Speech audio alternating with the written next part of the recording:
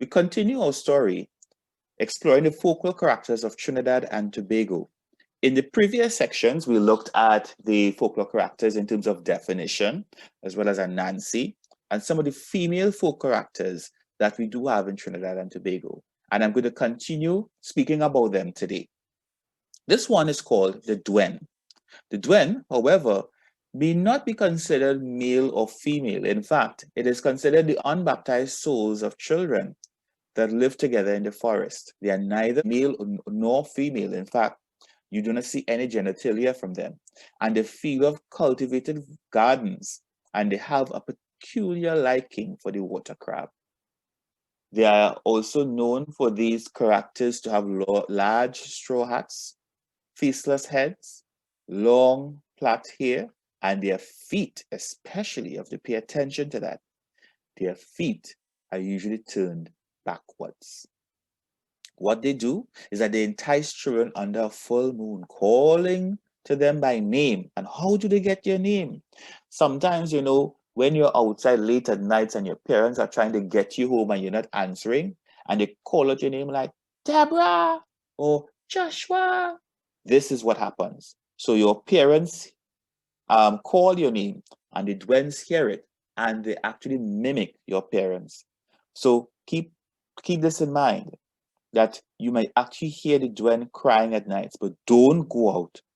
Don't go outside there and go and answer to someone you do not know. The Dwen.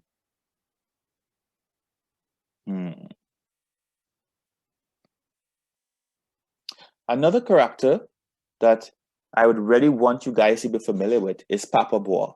And papa-boah is considered the master of the forest, the father, the interceptor, the obstructor. He's also considered the protector of the forest. And how do we know papa-boah? So papa-boah is known for being a very muscular, he's aged, but very muscular, has a white beard, very, very hairy, and he's half human, half animal. And his horns are really made of a goat. He also carries a cow's horn in his hand, which he sounds to warn the animals of approaching hunters that will treat. They're trying to get them. And he also treats these damaged animals as well. He's also considered a shape shifter, meaning that he can turn himself into any animal. And most of the times he often turns into a deer because of its speed. All right. And he's one of those characters that we consider kind because he protects the forest. And if he is offended, he's usually offended when you look at his feet. And he also demands respect and courtesy. All right. So papa-boah is one that we must respect, and I appreciate his presence in the forest. And the last one we're going to look at today is the Lagarhu. All right. The Lagarhu is also another one who can shift into animals. Okay. And he alters his size from tiny to huge in a matter of seconds. How we know a Lagarhu is in our presence?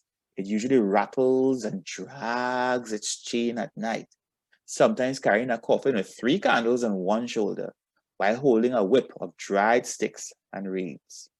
Now, if you see a Lagarhu, you have to put some dog yampi in your eye and peep through a keyhole at night. And that's the only way you're going to get a chance to see one.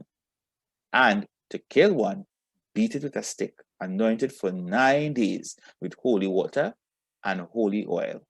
So first thing first, I hope you guys don't see a Lagarhu.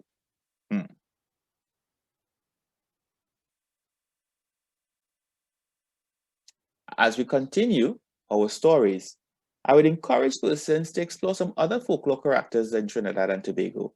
There are some like the Jumbie, the Imps, the Jack-o'-lantern, the Merman, the Fair Maids, and the Phantom. There are many others that we can explore, and I really would encourage persons to visit the Cotecicotela of Trinidad and Tobago. Okay, and the Cotecicotela is one of those excellent sites, or excellent books, I should say, that really encourages persons to get some more information about our traditions right here in Trinidad and Tobago. I do hope this series assists or helps you in terms of understanding folklore characters, and continue to do your research. Continue to find some more information that will help you learn more about Trinidad and Tobago and its folklore characters.